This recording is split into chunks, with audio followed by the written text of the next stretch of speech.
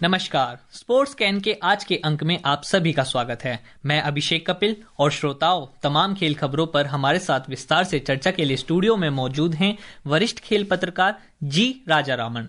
Raj ji, sports can कार्यक्रम में आपका स्वागत है। थैंक यू अभिषेक, और आपको और श्रोता को ओलंपिक दिवस की शुभकामनाएं। सबसे पहले एक नजर डालते हैं अब तक की स्पोर्ट्स हेडलाइंस पर। भारत और इंग्लैंड के बीच एंडरसन तेंदुलकर क्रिकेट श्रृंखला का पहला टेस्ट मैच जारी। चौथे दिन ऋषभ पंत और केएल राहुल ने जड़ा शतक।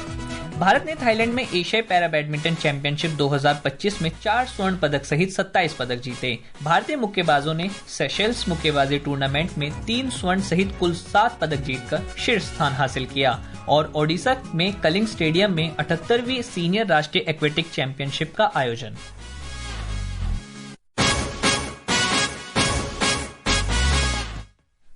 भारत ने इंग्लैंड के साथ एंडरसन तेंदुलकर क्रिकेट श्रृंखला के पहले टेस्ट मैच के चौथे दिन टी ब्रेक तक 4 विकेट के नुकसान पर 298 रन बना लिए हैं। राजी, आज चौथे दिन का खेल जारी है और भारतीय टीम काफी मजबूत स्थिति में दिख रही है। अभिषेक, है तो लगता है मजबूत, लेकिन चाय काल के बाद अगर विकेट और गिर जाते हैं तो भारत दिक्कत में भी हो सकती है, क्योंकि इंग्लैंड के पास वो बल्लेबाज है जो चौथे इनिंग में 400 रन भी चेस कर सकते हैं। तो अभी तक मुश्किल ठहरा नहीं है। दोनों शतक जो जमाए हैं केएल राहुल और ऋषभ पंत, तारीफ करनी होगी, लेकिन भारत अभी भी मुश्किलों से बाहर निकला नहीं है।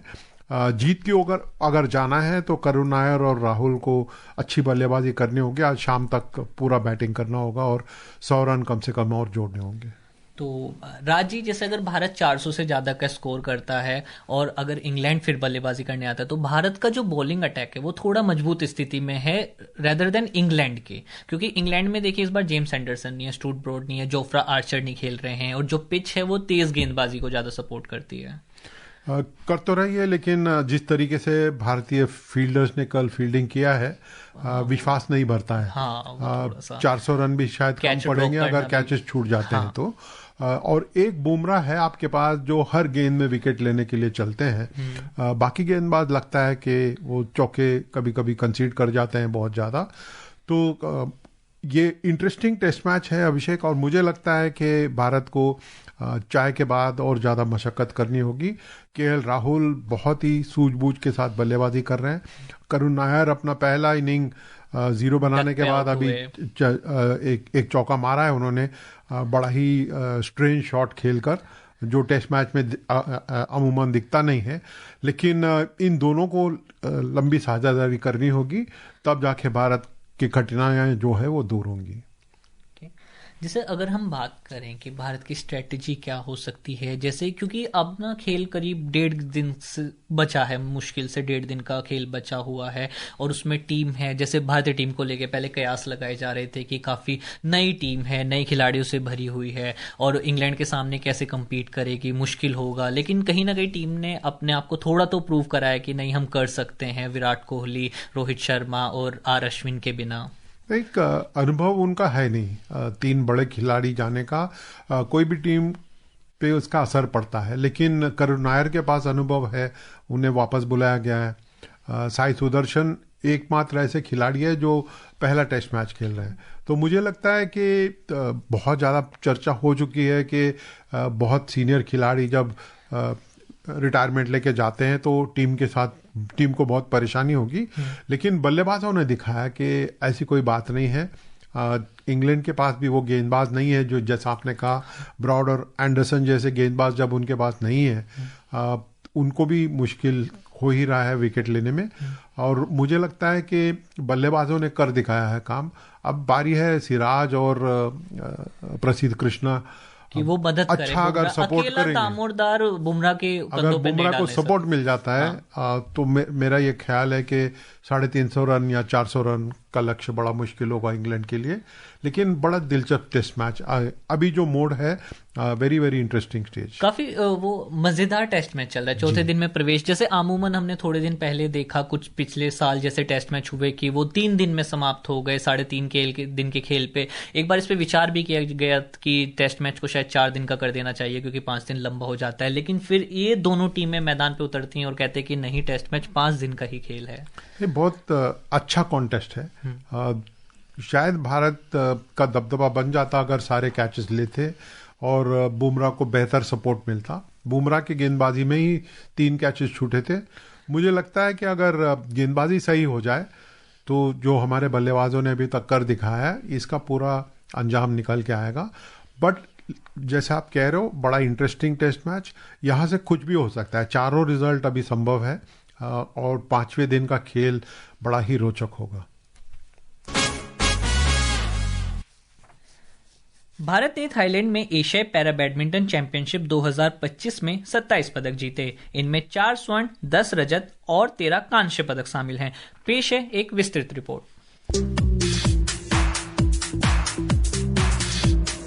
भारत का एशियाई पैरा बैडमिंटन चैंपियनशिप 2025 में अब तक का सर्वश्रेष्ठ प्रदर्शन रहा है। पदक विजेताओं में पेरिस पैरा ओलंपिक के स्वर्ण पदक विजेता नितेश कुमार, रजत पदक विजेता तुलसीमती मुरुगेसन और कांस्य पदक विजेता मनीषा रामदास शामिल हैं। प्रतियोगिता इस महीने की 17 से 22 तारीख तक थाईलैंड में आयोजित की गई। भारत ने मिश्रित युगल SL 3SU5 स्पर्धा में दबदबा कायम रखते हुए तीनों पदक जीते। नितेश कुमार और तुलसीमती मुरुगेसन ने ऋतिक रघुपति और मानसी जोशी पर लगातार सेटों में जीत हासिल करते हुए स्वर्ण पदक जीता। चिराग बरेठा और मनदीप कौर ने कांस्य पदक जीता। प्राची प्रिया, स्पोर्ट्स कैन।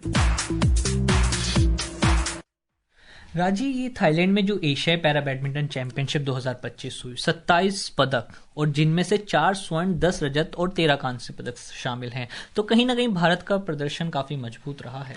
अभिषेक, बिल्कुल रहा है, लेकिन इससे बेहतर शायद रिजल्ट्स आप उनसे उम्मीद करते हैं प्लेयर्स से, क्योंकि इनको सपोर्ट की कमी नहीं है और ना ही इनके पास टैलेंट की कमी है। कभी कभी हो जाता है कि आप फाइनल पहुंच रहे हैं और फिर हार रहे हैं। अब देखिए कितने सारे सिल्वर मेडल्स मिले हैं भारतीय टीम को। अगर वो गोल्ड में कन्वर्ट होते तो और भी बेहतर हो जाता। लेकिन ये हमारे अंदर जो एक ग्रीड है, एक फैन, स्पोर्ट्स फैन में और स्पोर्ट्स क्रिटिक में लालच जो है कि और ज्यादा मेडल आ जाए, ये शायद दर्शाता है कि हम चाह रहे हैं कि और मेडल आ जाए। ये हमेशा but this is a good performance. लेकिन पैरा गेम्स में जैसे गवर्नमेंट का सपोर्ट है, जैसे कई बार देखते हैं हम, पिछली कई ऐसी योजनाएं हैं, जैसे खेलो इंडिया में भी अब पैरा गेम्स वगैरह होते हैं, उसकी प्रतियोगिताएं चलती रहती हैं। अमूमन गवर्नमेंट का इतना वो इनिशिएटिव ले रही है गवर्नमेंट, तो उसमें हम देखते हैं चाहे वो पैरा बैडमिंटन हो, पैरा एथलेटिक्स हो या फिर पैरा, अभी थोड़े दिन पहले पैरा वो वेट लिफ्टिंग हो, तो उसमें लगातार भारत का दमखम दिखता जा रहा है और दुनिया के सामने ये प्रदर्शित भी हो रहा है कि भारतीय पैरा एथलीट भी बहुत कमाल कर रहे हैं। नहीं, इसमें कोई दो राह नहीं है अभिषेक के जो गवर्नमेंट का सपोर्ट है पैरा स्पोर्ट के लिए ही नहीं, हर स्पोर्ट के लिए बहुत ही बेहतरीन है। और आज की तारीख में कोई खिलाड़ी शिकायत नहीं कर सकता कि उन्हें मदद की कमी पड़ गई है। भारतीय मुक्केबाजों ने सेशेल्स मुक्केबाजी टूर्नामेंट में 3 स्वर्ण सहित कुल 7 पदक जीतकर शीर्ष स्थान हासिल किया। मुक्केबाजों ने स्वर्ण पदक के अलावा 3 रजत और 1 कांस्य पदक भी जीता और पैराडाइज एरेना में मॉरिशस से 1 पदक अधिक हासिल किया। तो मुक्केबाजी लगातार बढ़ती जा रही है। जैसे अभी हमने भी बात कर रहे थे, जैसे चाहे पैरा प्लेयर्स हों या फिर अन्य कोई भी स्पोर्ट्स हों, रेदर देन क्रिकेट, अब कई ऐसे स्पोर्ट्स हैं जो उभरकर भारत में आगे आ रहे हैं और लोग उनको एंजॉय भी कर रहे हैं। जैसे अब बात होती है आर्चरी की, अब बात होती है बॉक्सिंग की, अब बात होती है वेट लिफ्टिंग की। अभिषेक, स्पोर्ट्स कैन जो करता है और आकाशवाणी के जो खेल विभाग है, ये सारे स्पोर्ट को सपोर्ट करता है। मैं चाहता हूं कि हमारे अखबार, हमारे रीजनल स्टेशंस और भी ज्यादा बढ़ावा दें हमारे लोकल डोमेस्टिक खिलाड़ियों को। I think it happens, all India radio तो करता रही है, लेकिन बाकी जो चैनल्स हैं, जो अखबार है, they need to support national sport a little bit more. और मेरा ये मानना है, पर्सनल थॉट है, कि अगर हमारा खेल और बढ़ना चाहिए, सिर्फ सरकार ही नहीं, हम सबको मिलकर काम करना होगा। इस स्पर्धा में 50 किलोग्राम वर्ग के हिमांशु शर्मा ने वॉकओवर के जरिए स्वर्ण पदक हासिल किया, जबकि 55 किलोग्राम वर्ग के आशीष मधुसानिया ने फाइनल में 4-1 से जीत दर्ज की। गौरव चौहान ने 90 किलोग्राम से अधिक वर्ग के रोमांचक मुकाबले में 3-2 से जीत हासिल की और देश के लिए तीसरा स्वर्ण पदक जीता। ओडिशा के भुवनेश्वर के कलिंग स्टेडियम में 78वीं सीनियर राष्ट्रीय एक्वेटिक चैंपियनशिप का आयोजन हो रहा है। चैंपियनशिप की शुरुआत कल से हुई, जो 26 जून तक जारी रहेगी।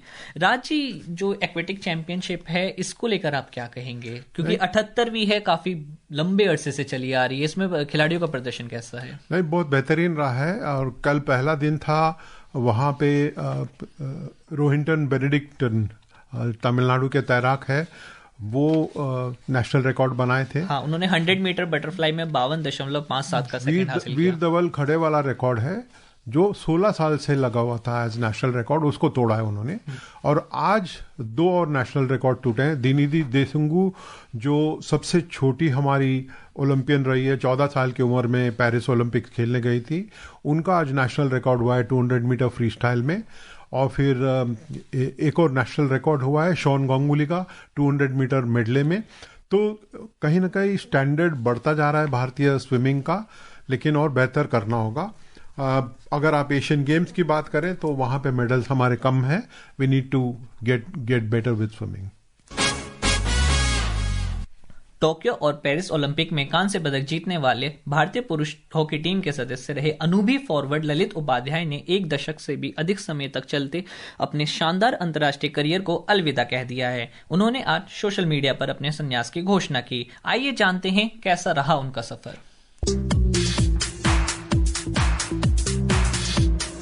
ललित उपाध्याय ने 2014 में विश्व कप में अंतर्राष्ट्रीय हॉकी में पदार्पण किया था और ओलंपिक में 2 पदक जीतना उनके करियर की सबसे बड़ी उपलब्धि रही। वे टोक्यो 2020 ओलंपिक में इतिहास रचने वाली टीम का महत्वपूर्ण हिस्सा थे। भारत ने तब लंबे समय के बाद ओलंपिक में पदक जीता था। भारत ने 2024 में पेरिस ओलंपिक खेलों में फिर से कांस्य पदक जीता और ललित इस टीम का भी हिस्सा थे। ललित ने कल बेल्जियम के खिलाफ FIH प्रो लीग 2024-25 सत्र के यूरोपीय चरण के भारत के अंतिम मैच के बाद अंतर्राष्ट्रीय हॉकी से संन्यास लेने की घोषणा की। ललित ने कहा कि ये सफर एक छोटे से गांव से शुरू हुआ था, जहां संसाधन सीमित थे लेकिन सपने असीम थे। उन्होंने कहा कि एक बार नहीं बल्कि 2 बार ओलंपिक पोडियम पर पहुंचने का ये सफर चुनौतियों, विकास और अविस्मरणीय गौरव से भरा रहा। गोल करने की अद्भुत क्षमता वाले ललित ने सीनियर स्तर पर भारत के लिए 183 मैच खेले और 67 गोल किए। ललित ने ओलंपिक के अलावा 2016 में एशियाई चैंपियन ट्रॉफी और 2017 में एशिया कप में भारत की जीत में महत्वपूर्ण भूमिका निभाई थी। भारतीय हॉकी में उनके योगदान के लिए ललित को 2021 में अर्जुन पुरस्कार से सम्मानित किया गया था। Vishal Sharma, sports can.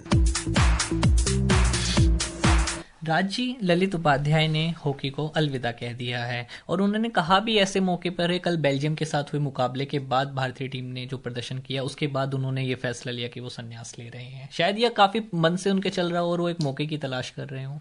कई खिलाड़ी सोच रहे थे शायद वो कि पेरिस ओलंपिक के बाद छोड़ें हाई में, जैसे श्रीजेश ने किया था गोलकीपर ने। लेकिन ललित का सफर बड़ा अद्भुत रहा है। Is been one of the bulwarks of Indian hockey. और मुझे नहीं लगता है कि वो हॉकी को अलविदा कहें। अंतर्राष्ट्रीय स्तर से हटे हैं, लेकिन उनका योगदान और भी ज्यादा रहेगा। खेल मंत्रालय ने एशियाई चैंपियनशिप के रजत पदक विजेता डेकाथलॉन एथलीट तेजस्विन शंकर, धावक अनिमेश कुजूर और महिलाओं की 4 गुना 100 मीटर रिले टीम को target Olympic podium scheme tops के डेवलपमेंट ग्रुप में शामिल किया है। जिम्नास्ट परिणीति नायक को target Asian games group TAGG में शामिल किया गया है।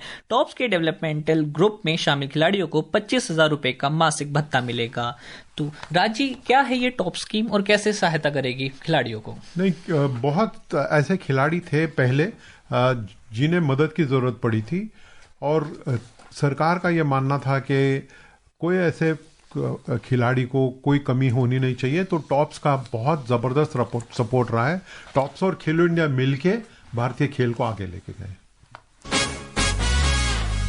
ओलंपिक दिवस हर साल 23 जून को मनाया जाता है। ये दिन 1894 में अंतर्राष्ट्रीय ओलंपिक समिति की स्थापना की स्मृति में मनाया जाता है। इसका उद्देश्य खेलों के माध्यम से दुनिया भर के लोगों को एक साथ लाना और ओलंपिक मूल्यों को बढ़ावा देना है। इस वर्ष लेट्स मूव यानी आगे बढ़ें ओलंपिक दिवस की थीम है। और श्रोताओं, अब समय हो गया है आप सभी से विदा लेने का। राज जी, आप हमारे स्टूडियो में आए और तमाम खेल खबरों पर हमसे बात की, इसके लिए धन्यवाद। थैंक यू अभिषेक। और श्रोताओं, इसी के साथ मुझे और स्पोर्ट्स कैन की पूरी टीम को दीजिए अनुमति।